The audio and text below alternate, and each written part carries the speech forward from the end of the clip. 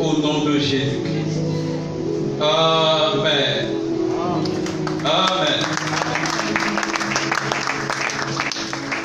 Bonjour. Bonjour. Ça va bien? Oui, ça va. Voilà, comme je l'ai dit encore il y a quelques jours, il y a eu un matin, il y a eu un soir, et aujourd'hui, c'est le 6e jour. Est-ce que tu peux acclamer Dieu pour toi-même?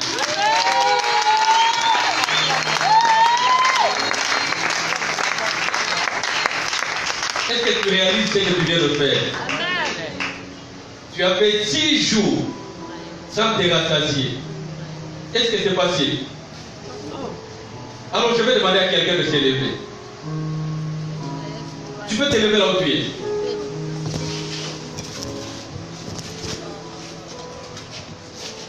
Assieds-toi. Tu ne comprends pas ce que je viens de faire. Quand tu t'es levé et que tu t'es assis, tu as regardé ta chaise avant de t'asseoir. Qu'est-ce qui t'a rassuré que la chaise était là? Alors, si tu peux croire que la chaise était toujours là quand tu t'es levé, est-ce que tu peux croire que Dieu est là pendant que tu t'es levé?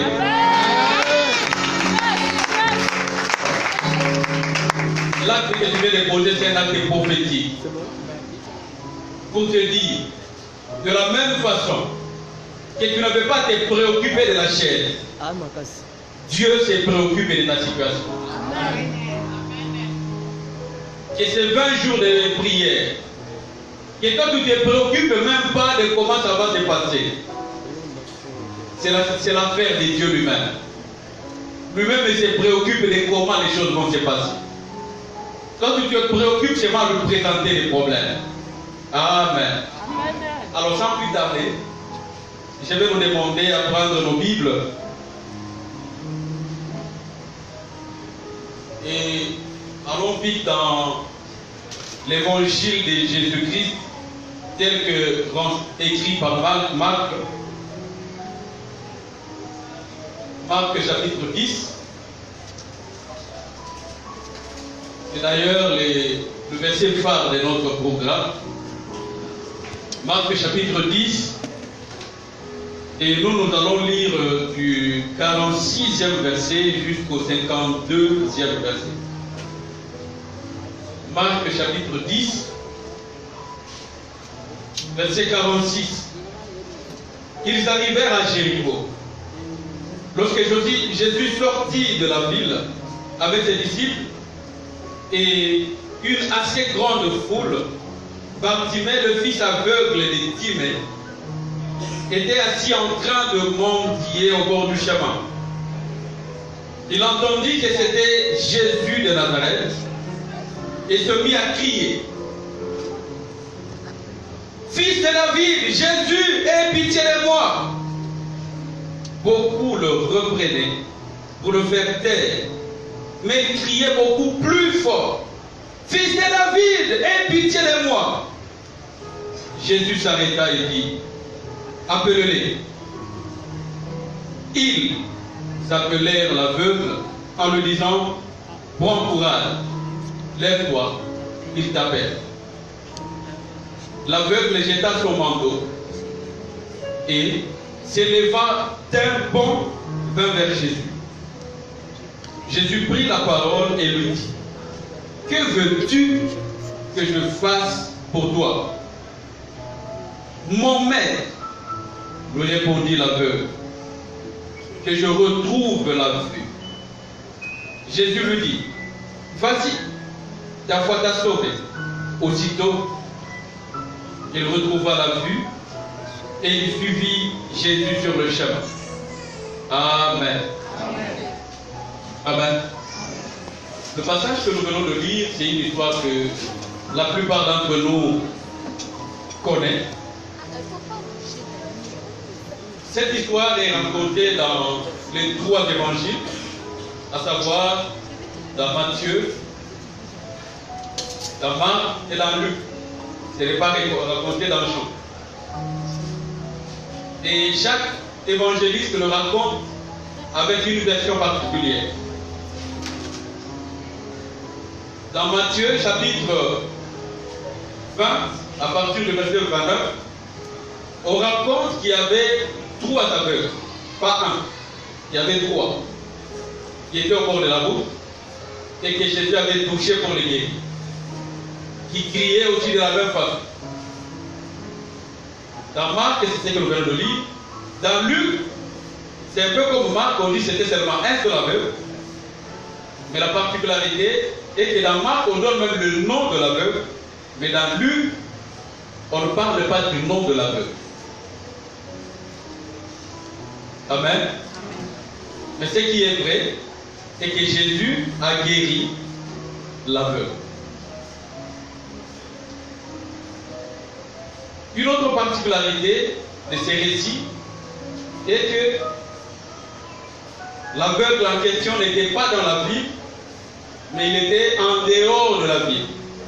Parce que le passage que nous venons de lire en dit, Jésus était sorti de la ville, c'est au bord du chemin qu'il a entendu quelqu'un crier.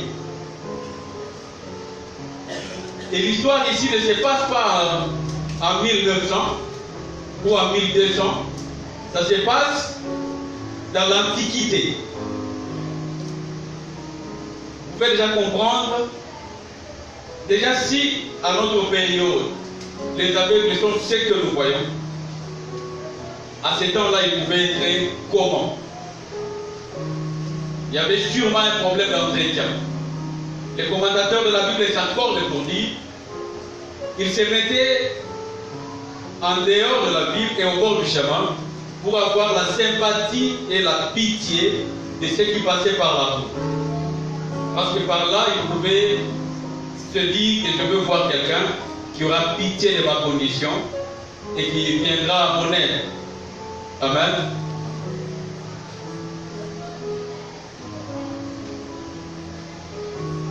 L'autre particularité de ces récits, on voit que pendant que l'aveugle était en train de crier sa détresse, il manifestait sa souffrance, sa situation, mais les gens qui étaient autour n'avaient pas la même perception que lui. Pendant que lui manifestait la détresse, pour ceux qui étaient autour de lui, c'était un bruit, c'était un dérangement. Pendant que lui criait au secours, ceux qui l'écoutaient, ils le voyaient en train de déranger. Parfois, c'est la situation que beaucoup de gens traversent. Déjà dans la société, tu es marginalisé. Tu es à côté de la société. Dans la famille, quand on tient des réunions, parfois tu apprends seulement qu'il y a des réunions de famille. On ne t'a pas appelé parce qu'on dit quand il va venir, il va nous dire quoi. Ou quand il va venir, il va donner quoi. Déjà, la famille elle-même t'a mis de côté, t'a disqualifié. Et de deux, quand tu veux parler, mais pourquoi vous ne m'avez pas invité? On dit, mais toi tu déranges toujours, tu te plains trop. C'est une situation qui arrive à beaucoup de gens. Combien d'enfants dans les familles qui vivent des situations comme ça? Les gens ne les comprennent pas. Quand tu as ton problème, les parents ne te comprennent pas. Tu es même au milieu des amis ne te comprennent pas. Alors que tu manifestes le besoin qui est au-dedans de toi. C'est une tragédie bien aimée de vivre l'incompréhension. Quand tu es là et tu passes incompris, ça brise les cœurs. Et imagine, la personne est déjà aveugle, la personne est déjà en dehors même de la ville, là où tout le monde fait sa vie, et en train de crier pour le besoin de sa cause, et on l'étouffe. Vous imaginez un peu la scène, comment c'était? Alors déjà, le premier jour, quand je suis monté ici, j'avais dit que la journée du dimanche, le thème que j'aborderai sera intitulé Bartimée, les œuvres les actes de foi et la prière.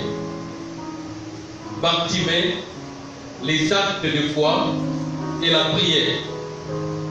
Pour dire ce matin, je veux nous entretenir autour d'un thème qui parlera des Bartimée, des actes de foi qu'il a posés et de la prière.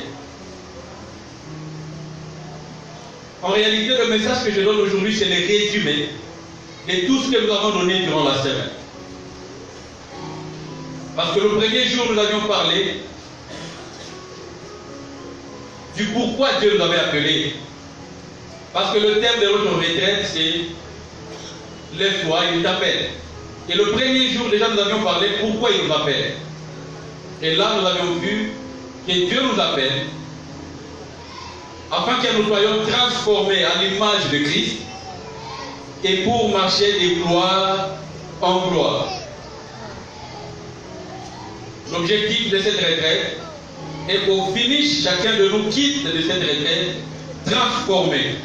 Et que la gloire que tu avais, ou la gloire que tu as aujourd'hui, ne soit plus celle que tu auras à la fin de ce marathon. Quand tu vas finir cette retraite, que tu aies une gloire supérieure à la gloire que tu as aujourd'hui. Amen. Le deuxième jour, nous avions parlé de Pierre, la révélation et la destinée. Nous avons parlé comment Jésus, à cause de la révélation que Pierre avait de lui, Jésus l'a sorti de la destinée naturelle qu'il avait et l'a mis dans la destinée de Dieu. Jésus a sorti Pierre de la destinée de sa famille qu'il avait prédestiné à être un roseau, quelque chose d'instable, et l'a mis dans la destinée de quelque chose de solide.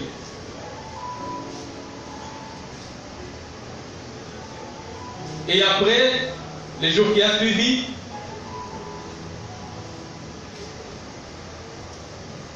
nous avions parlé de comprendre et de combattre l'esprit de Pharaon. Nous avons dit que l'esprit de Pharaon, c'est l'esprit qui étouffe la destinée. L'esprit de Pharaon, c'est l'esprit qui étouffe la vie des beaucoup. Et durant ces jours, nous avions compris l'esprit de Pharaon. Et nous avions compris qu'ils l'ont vaincu à cause du sang de Jésus et à cause des paroles de leur témoignage. Parce que l'esprit de Pharaon, nous l'avons dit, que c'est la manifestation du côté dragon de Lucifer. Voilà, ayant circoncis le message de toute la semaine, aujourd'hui nous allons parler acte après acte de foi que Bartimée a posé. Dans le livre de Marc, chapitre 10, verset 47, nous voyons que, alors que lui était déjà un aveugle, les choses que les scribes, les pharisiens, les érudits de la loi ne comprenaient pas, mais lui, il avait déjà la révélation de cela. Les choses que les membres de la famille de Jésus, les choses que les gens qui étaient autour de Jésus ne comprenaient pas, mais lui avait cette révélation. Quand les scribes et les autres voyaient Jésus, ils disaient, il est fils de charpentier. Et les autres disaient, n'est-ce pas, ses frères et ses sœurs sont là. Les autres disaient, c'est un fou. Mais Bartimée, étant aveugle, il a vu les lions, il a vu le roi d'Israël. Il a vu le fils de David. Il a vu la prophétie qui était déjà dans Ésaïe chapitre 9 et Ésaïe chapitre 11, qui parlait que Messie serait le fils de David. Mais lui, il était déjà aveugle. Mais son handicap physique n'a pas étouffé sa vision spirituelle. Le premier acte de foi, c'était la révélation du fils de David. Je prie pour quelqu'un ce matin. Que Dieu ouvre tes yeux. Et tu vois Dieu différemment d'aujourd'hui. Tu sais, il y a des fois, chacun de nous prie, Jésus est mon sauveur. Mais nous ne le disons pas tous de la même façon. Une femme qui a passé 10 ans sans avoir un enfant, les jours où Dieu lui ouvre la matrice et lui donne un enfant, quand il appellera Jésus mon sauveur, ça ne sera pas de la même façon de toi qui n'as pas vu quelque chose. Quelqu'un qui a frôlé la mort lors d'un accident catastrophique et qui est sorti sans égratignure, pas de blessure, ne dira pas que Dieu m'a sauvé de la même façon que toi. Je prie que tu aies une révélation particulière de Dieu. Pendant que les autres verront Dieu d'un côté, mais que toi tu vois au-delà de voile.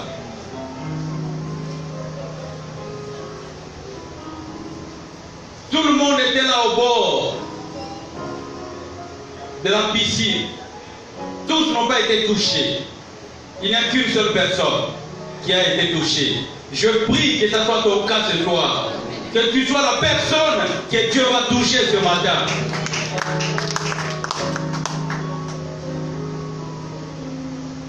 Dans le livre de Marc, chapitre 10, verset 48.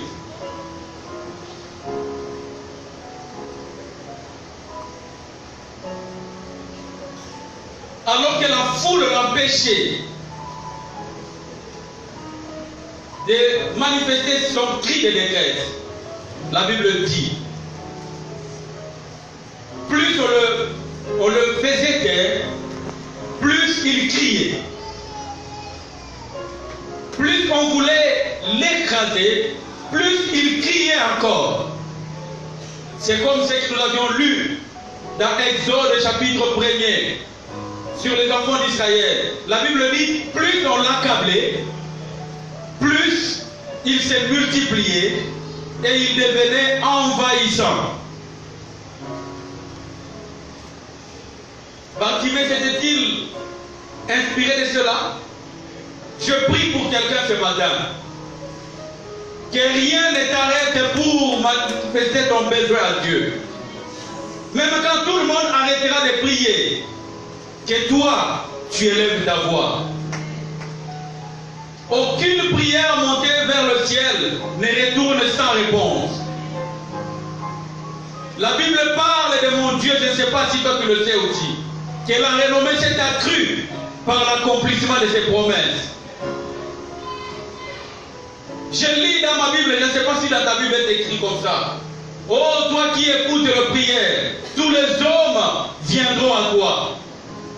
Le Dieu de la Bible, c'est lui dont je parle ce matin. Et c'est lui, quand on crie vers lui, il réagit. Bien-aimé, ne te laisse pas intimider par ta situation. Peut-être que tu es là, tu es malade et tu as une douleur qui t'empêche de crier. Mais dis à la douleur que celui qui a créé mon corps est plus fort que toi, la douleur. Et quand on crie vers lui, il intervient. La Bible dit, quand un malheureux crie, l'Éternel ferme les oreilles, il réagit promptement. Bartimée s'était référé à tous ces passages. Et pendant que l'on l'interdisait, il a posé son second acte de foi. Il était déterminé. Bien-aimé, j'ai prié pour quelqu'un ce matin. Que tu sois déterminé dans ta cause. Aussi longtemps que tu n'auras pas la réponse à ce que tu cherches dans cette retraite, que tu ne te calmes pas. S'il faut refuser de manger même pendant 3 jours d'affilée, refuse de manger, pourvu qu'à la fin, tu sortes avec un témoignage. Bien aimé, la nourriture c'est rien. La Bible dit, l'homme ne vivra pas seulement de pain. Il y a des gens qui font des jeûnes de 3 jours, de 4 jours, de 5 jours. Ils ne meurent pas. Tu ne mourras pas si tu dis, Seigneur, parce que j'ai un besoin, besoin. Je ne mangerai pas. Je me mets à genoux. Je dors par terre jusqu'à ce que je vais voir ta main. Il faut être ferme dans ses résolutions jusqu'à obtenir ce qu'on cherche. J'aime quand notre bien-aimé Papa Bob est passé ici. Il a dit, cette année c'est l'année de la conquête. Bien-aimé, j'ai prié pour quelqu'un qu'à la fin de cette retraite, que tu conquières ce que tu n'avais pas encore conquis depuis le début de l'année. Dans le livre de Marc, chapitre 10, le verset 50 de la partie A,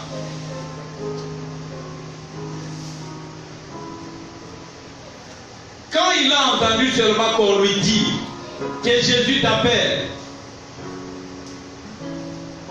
Bartimée, la Bible dit, il a jeté son manteau.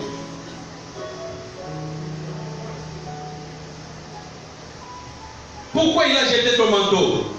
Il n'a pas voulu qu'il y ait quelque chose qui soit lourd pour l'empêcher de se mouvoir.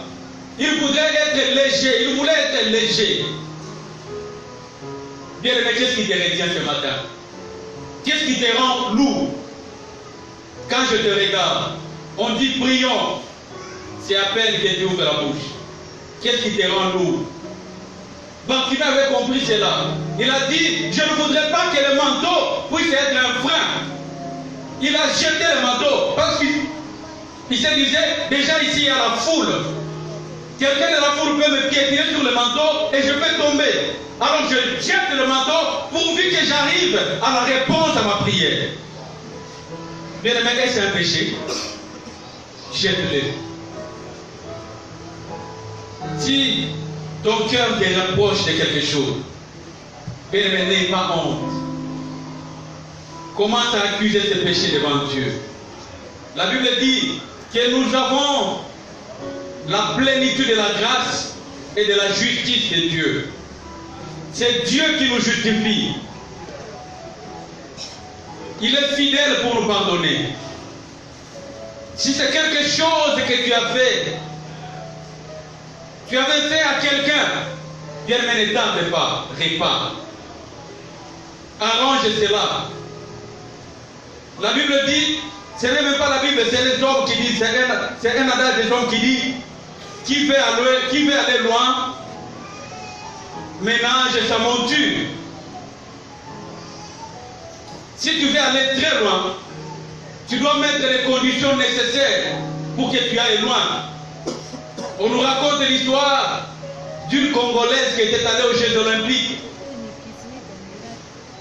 Elle devait faire le marathon. Elle a cru que pour bien courir, il faut qu'elle porte des jolies quêtes. Elle croyait que c'était un concours de beauté. Et quand elle est arrivée, elle a vu les Kenyans qui avaient des chaussures qui étaient comme de la gomme. Elle seule, elle était comme superstar. Bien habillée. Et quand il fallait courir, elle était la dernière de tout. Bien aimé, je ne voudrais pas que ce soit ton cas. C'est quoi? C'est un conflit à la maison? C'est quoi? Ne permet à personne de t'empêcher de bien prier. Ne permet pas à une situation de te bloquer. Yes. Bartimée, comme il avait déjà la révélation, il avait compris qu'il ne devait pas courir avec le manteau, il a jeté. Bien aimé, jette le manteau. Jette le manteau. Est-ce les doutes? Beaucoup de gens, quand j'échange avec beaucoup d'enfants de Dieu, beaucoup me disent, papa, pendant que je prie, j'entends des choses mais je doute. Si c'est les doutes, commence à dégager les doutes. Si c'est les hésitations, il y a d'autres personnes qui disent, j'étais sur le point de le faire, mais je disais, ah, peut-être Ekosimba. Ekosimba avec Dieu et Simba Nakaka. Jette le manteau. Le troisième acte de foi que Bartimée a fait, il s'est dépouillé. Dieu aime ceux qui se dépouillent. Dieu aime ceux qui se dépouillent. C'est-à-dire, ils sont conscients de qui ils sont. Ils sont conscients de leurs limites. Ils sont conscients Et cette conscience le pousse à se dépouiller de tout. Dieu aime le dépouillement. Voilà pourquoi nous avons chanté, il est le Dieu de tout. Si tu gardes quelque chose pour toi, c'est qu'il n'est pas ton Dieu. Soit il est le Dieu de tout, soit il n'est pas le Dieu de toi. Dans Marc chapitre 10, le verset 50 de la partie B, la Bible dit, après avoir jeté le manteau, d'un bond, il alla vers Jésus. Le verbe bondir, c'est s'élancer précipitamment. C'est s'élever brusquement. Bien aimé, il ne voulait pas de retard. Il ne voulait pas de retard. Il a bondi. C'est comme je suis là, tout d'un coup, il sort et il court. Bien aimé, je serais surpris si toi tu te mets en arrière des autres.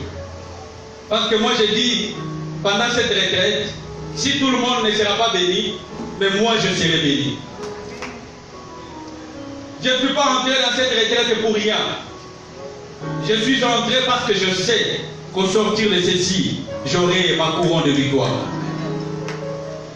Mais il faut courir vers sa bénédiction. Il faut courir vers sa bénédiction. Et courir vers la bénédiction, c'est une attitude que l'on doit avoir. On est toujours là à l'heure.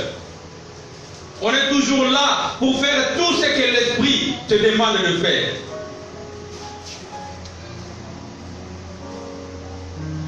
Bartimée a bondi.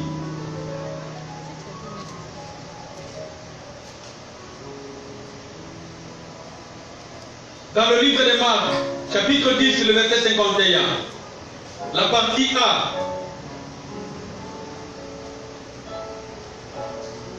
On lui pose la question. Que veux-tu que je fasse? Regarde, c'est quelqu'un qui avait déjà la révélation. C'est quelqu'un qui s'était déjà dépouillé. Il se présente bien devant le Seigneur. Il ne donne pas directement son besoin, mais il dit qui il est. Il dit, si on peut lire ensemble, il dit, mon maître. Mon maître. C'est-à-dire, s'il appelle Jésus son maître, lui, il se met à la place des disciples. Il se met à la place de celui qui suit. Donc, il place Jésus avant et lui se met en arrière. Est-ce que tu places Jésus avant tout? En 2018, nous avions notre convention ici. Dieu d'abord. Dieu d'abord. En appelant Jésus maître, il a reconnu qui il est.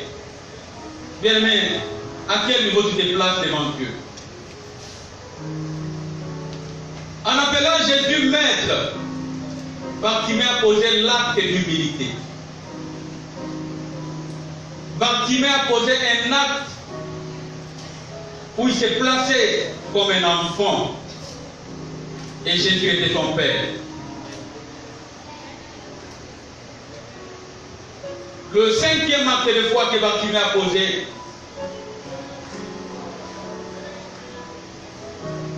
il reconnaissait son identité.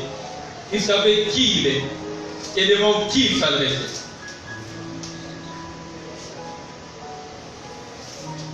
Dans le livre de Daniel, chapitre 11, le verset 32, la Bible dit, c'est du peuple qui connaîtront leur Dieu, agiront avec fermeté. Bien-aimé, je prie que tu connaisses ton Dieu. Que tu connaisses ton Dieu. Et que quand tu lui parles, c'est par rapport à la connaissance que tu as de lui. Bartimée n'a pas dit, je veux seulement avoir la vue. Non. Il a placé Jésus à sa place. Il dit, mon maître. Mon maître. C'est après qu'il a énoncé son problème. Qui est Jésus pour toi? Qui est Jésus pour toi ce matin? Le 6e acte de foi que Bartimée a posé, c'est dans Marc chapitre 10, le verset 51, la partie B. Quand Jésus lui pose la question, il n'a pas dit, vous voyez, depuis ma naissance, je n'ai jamais vu, vous voyez, moi je voyais bien, mais quelqu'un m'avait poussé, c'est alors que j'étais tombé et mes yeux sont crevés. Non. Il connaissait son problème. Que veux-tu que je fasse pour toi? Il est allé droit au but, que je recouvre. Il connaissait son problème. Bien-aimé, tu es là. Est-ce que tu connais la situation qui te dérange?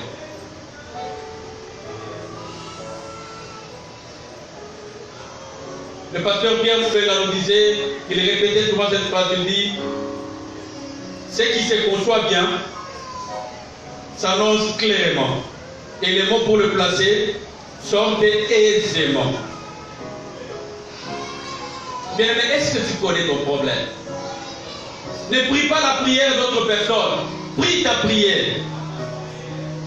Tu connais ton problème. Tu es ton propre prophète. Tu connais qu'est-ce qui ne va pas chez toi. Tu connais qu'est-ce que tu veux.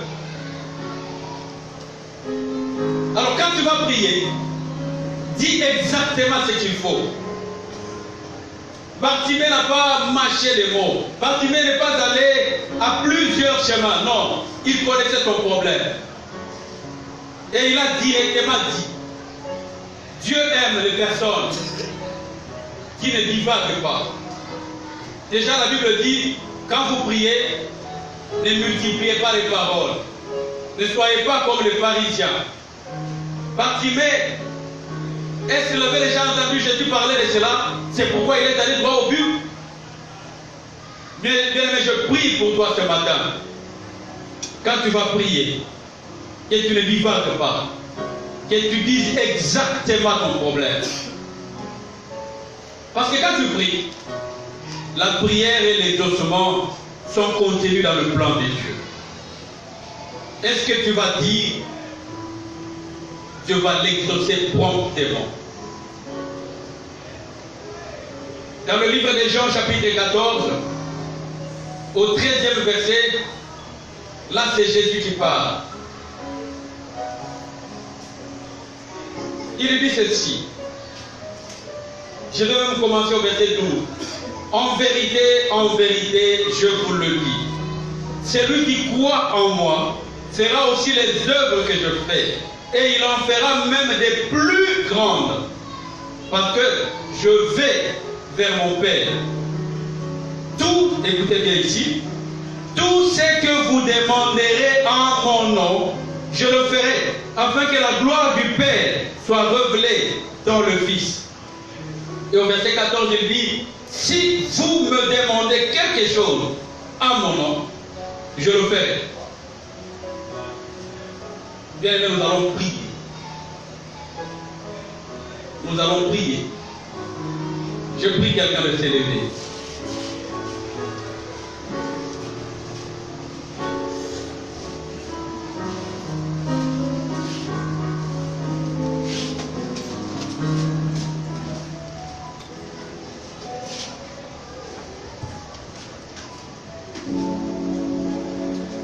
Je vais juste poser la question à quelqu'un. Tu es là ce matin et après avoir écouté ce message, tu dis, il y a quelque chose qui se passe. Je n'ai pas encore donné à Jésus la place qu'il faut. Mais je voudrais ce matin le faire. Comme Bartimée qui a placé Jésus comme son maître, moi aussi je vais que Jésus soit mon sauveur. Je vais entretenir cette relation. Je sens l'empressement dans mon cœur qu'il faut que Jésus soit mon sauveur. Tu sens que cela brûle dans ton corps. Bien aimé, ne tarde pas. Lève seulement la main, nous allons prier. Tu es là, tu veux mettre de l'ordre. Nous allons prier. N'aie pas honte.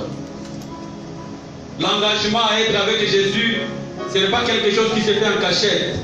Parce que c'est une décision de conscience personnelle. Toutes ces personnes qui ont manifesté leur main peuvent avancer, s'il vous plaît. Nous allons prier ensemble. Je vous prie d'avancer.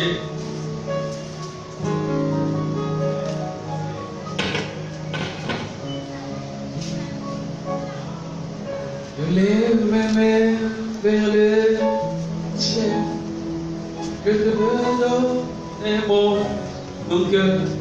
Je dirai à mon âme, tu es Dieu et tout. Vous avez les mains levées et les yeux fermés. Et j'invite le pasteur Patrick. Ensemble, il va prier pour le bien-aimé qui veut remettre de l'ordre dans leur marche avec Dieu. Ils se sont rendus compte que la vie sans Jésus ne vaut rien.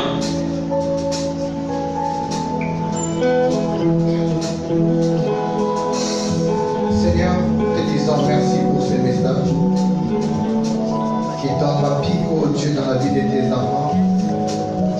Je viens, Seigneur, prier pour ton peuple qui est devant, qui n'a pas eu honte, Seigneur, oh Dieu. Des gens, mais ils sont passés devant. Ils ont compris que sans toi, ils ne peuvent rien. Ils ont compris que, Seigneur, oh Dieu, sans toi, ils sont perdus. Et Seigneur, cet acte qu'ils ont fait, un acte de foi, se déplaçant de là où ils étaient pour venir devant. En cela, Seigneur, je prie et je déclare que si les choses ne marchaient pas dans leur vie, mais parce que, Seigneur, oh Dieu, ils ont reconnu ta Seigneurie. Ils ont reconnu que, Seigneur, c'est toi qui peux faire quelque chose, que les choses changent dans leur vie au nom puissant de Jésus. Seigneur, là où il y avait des hommes d'ombre, Seigneur, que cela soit éclairé au nom puissant de Jésus. Seigneur, s'ils avaient des questions qui manquaient des réponses, qu'ils reçoivent des réponses au nom puissant de Jésus. Seigneur, s'ils avaient des situations compliquées, éternel Dieu, des maladies, je ne sais pas moi, des quoi, mais parce que, oh Dieu de gloire, ils sont venus devant Dieu et non devant un homme. Seigneur, que cela leur soit accordé. Parce que tu as dit, si nous demandons quelque chose en ton nom, que nous croyons que nous l'avons réussi et nous le verrons s'accomplir.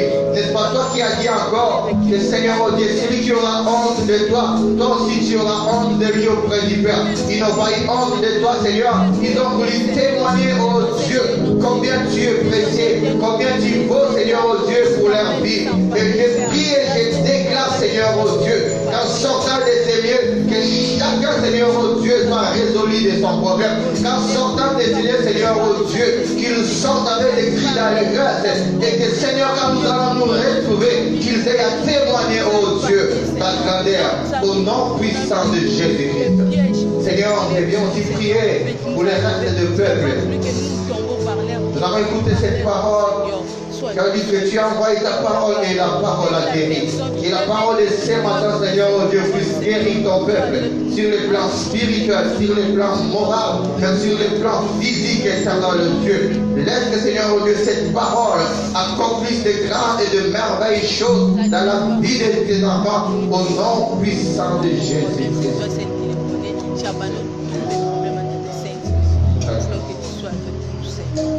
Seigneur, nous te recommandons ces moments des offrandes. Bénis-les. Et donne, Seigneur, oh Dieu, accordé la grâce à toute personne qui a apporté. Tu as dit, à plus de bonheur à donner qu'à recevoir.